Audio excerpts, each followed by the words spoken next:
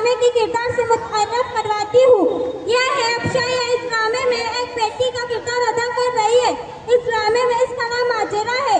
यह है शबनम, जो इस ड्रामे में हाजिरा के वालिद का नाम अदा कर रही है, जो एक मुस्लिम शख्स है, और हाजिरा के वालिद का नाम अल्लाह बख्श है। यह है फरहाना, जो इस ड्रामे में हाजिरा की वालिदा का किरदार अदा कर रही है, जो एक समझदार माँ है।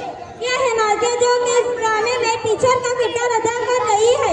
यह है आफिया, जो कि इस ड्रामे में मौलवी का किरदार अदा कर रही है। यह है जोया, जो कि इस ड्रामे में हाजिरा की छोटी बहन का किरदार अदा कर रही है, और इस ड्रामे में इसका नाम सुमैया है। आइए तो ड्रामा शुरू करते हैं। ड्रामे में एक मुतवस्सित तबके के घर आने का मंजर है। हाजिरा अपने घर में बैठी रो रही है और उसके वालिद और वालिदा आपस में बात कर रहे हैं।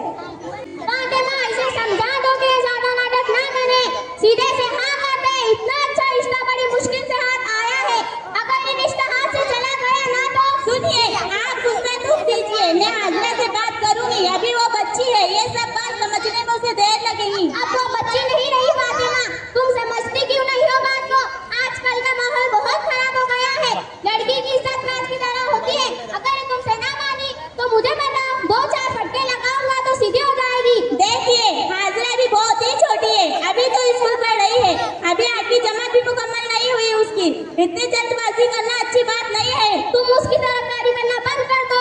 तुम्हारे हिलार रुपए ने बिगाड़ा है उसे, इसीलिए आज ये नाफरमानी कर रही है। ठीक है, आप जाइए, मैं बात करती हूँ उससे। हाँ, समझाओ उसे। मुझे जवाब सिर्फ हाँ नहीं चाहिए। तुम्हें पता है मुझे ना सुनने की आदत नहीं।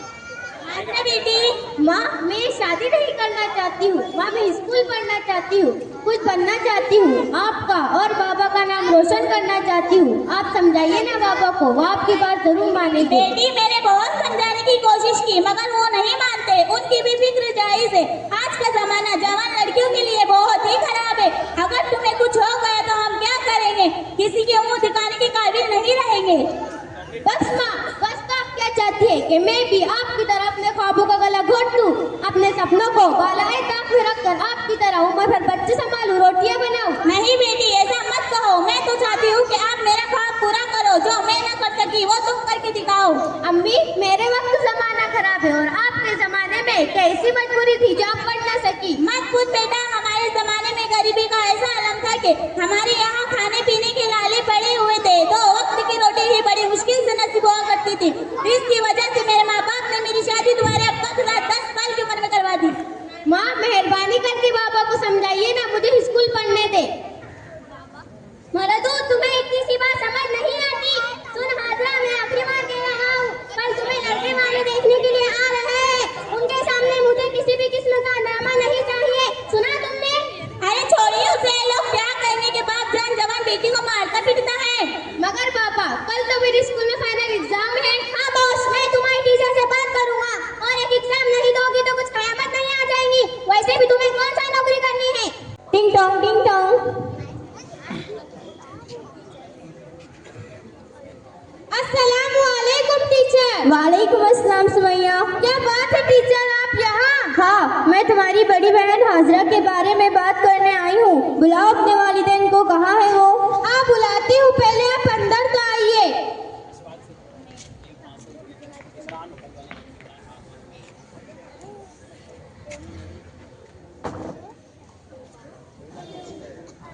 अम्मी, ओ अम्मी जान, देखिए हाजिरा बाजी की टीचर आई है आपसे रब्बू से मिलने। क्या बात है मैडम, बताइए कैसे आना हुआ? कुछ नहीं, बस इधर से गुजर रही थी तो सोचा हाल अहवाल पूछ लूं। कैसी है आप? मैं ठीक हूँ। और हाजिरा, तुम कैसी हो? मैं भी ठीक हूँ। क्या बात है हाजिरा, तुम बहुत उदास लग रही हो, और तुम बहुत दिनों से स्कूल भी नहीं आई। तबीयत तो ठीक है? और तो तुमने फाइनल एग्जाम भी नहीं दिया, सब ठीक तो है ना? वो मैडम दरअसल बात इतनी थी कि हाजिरा की तबीयत ठीक नहीं थी, इसलिए वो स्कूल आ ना सकी। कल से उसे हम स्कूल जरूर भेजेंगे। मगर मुझे बात कुछ और महसूस हो रही है। आप साफ साफ बताइए क्या बात है? मैं बताती हूँ मैडम। मेरे वालिद साहब मेरी बहन की शादी जबरदस्ती कर देना चाहते हैं, और इसके लिए मेरी बहन राजी नहीं है। अच्छा, तो ये बात है। बुलाए जरा भाई साहब को, मैं उनसे बात करती हूँ। कहाँ है वो? अंदर सो रहे हैं। सुमैया, जाओ तुम्हारे वालिद को बुला के लाओ।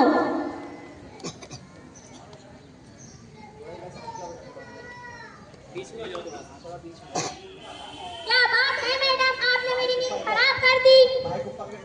कैसी नींद में सो रहे हैं आप और कैसे जमाने में जी रहे हैं, ये तो बताइए। अभी आपकी बच्ची की उम्र ही कितनी है? अभी इस वक्त 8वीं में है और आप इसकी शादी कराने जा रहे हैं। देखिए मैडम, आपसे ज्यादा दुनिया देखी है मैंने, और ये मेरी औलाद है, इसका फैसला करने वाला मैं हूँ। आप हमें नहीं रोक सकती। मैं तो आपको नहीं रोक सकती, मगर हमारे मुल्क का कानून आपको जरूर रोकेगा। हमारे मुल्क के कानून के मुताबिक किसी भी लड़की या लड़के की शादी उसकी मर्जी के बगैर करना कानूनी जुर्म है, और इससे बड़ा जुर्म यह है अगर लड़का या लड़की उनकी शादी की उम्र से कम हो तो उनकी शादी कराना कानूनी जुर्म है। अगर आप ये बात नहीं मानते तो मैं पुलिस बुला सकती हूँ। क्या बात है, किस बात पर पुलिस बुलाई जा रही है? मुझे तो यहाँ अला बख्श में अपनी बच्ची की शादी की बातचीत के लिए बुलाया। अच्छा हुआ मौलवी साहब आप आ गए। आप भी फैसला कीजिए, क्या सही और क्या गलत है। क्या सही और क्या गलत, मैं कुछ समझा नहीं। ये मैडम साहिबा कह रही है किसी भी लड़का या लड़की की शादी उनके मर्जी के खिलाफ या कम उम्री में कर लेना जुर्म है। ये बात तो बिल्कुल सही है, मगर हमारा इस्लाम इस बात से हमें नहीं रोकता, क्योंकि हमारे नबी सल्लल्लाहु अलैहि वसल्लम ने बीबी आयशा रज़ी अल्लाह ताला से निकाह किया था जब वो सिर्फ 9 बरस की थी। हदीस से साबित है कि जब लड़की लड़का बालिग हो जाए तो इनकी शादी करवा देना जायज है।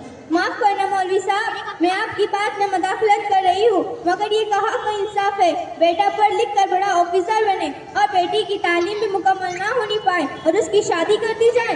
याद रहे, अल्लाह बेटा और बेटी में फर्क करने वालों को कभी माफ नहीं करेगा।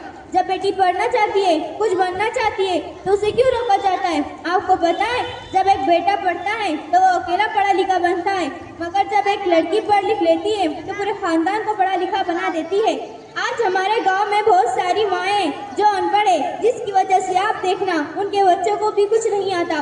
खुशहाल कह देती है क्या बच्चों को पढ़ाना लिखाना, आगे जाकर मिस्त्री तो बनेगा, आगे चलकर सरदार तो संभालेंगी। क्या हमारे माशरे में सिर्फ मिस्त्री, पेंटर, टेलर ये बंदे रहेंगे? तो फिर हमारे माशरे में डॉक्टर, इंजीनियर, कलेक्टर कब मिलेंगे? मत पढ़ाओ बेटी को, फिर ना कहना हमारी पीढ़ी कानूनी नाइंसाफी का शिकार हो गई। मत ढूंढना लेडी डॉक्टर अपनी माँ और बहनों के इलाज के लिए, फिर ना कहना हम पर जुल्म हो रहा है। अगर हमारी बेटी ना पढ़े तो हमारा पूरा समाज जहालत के अंधेरे में गर्क हो जाएगा।